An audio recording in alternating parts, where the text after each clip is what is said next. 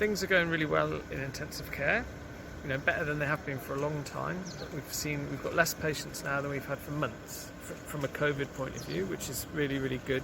And I think it's good evidence that the vaccine works really well and makes a huge difference to the number of people who are getting really unwell.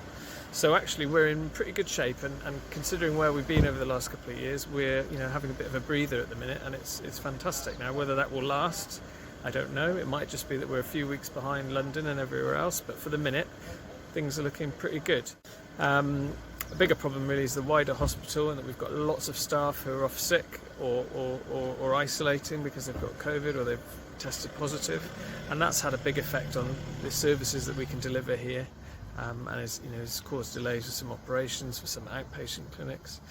So that's more of a problem really, and the fact that we are still getting a lot of admissions with people suffering from COVID.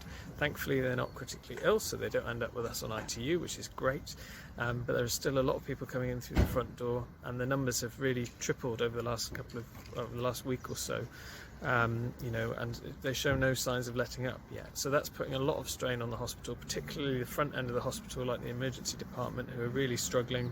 Combination of staff shortages and the sheer numbers of patients coming in to deliver a safe service.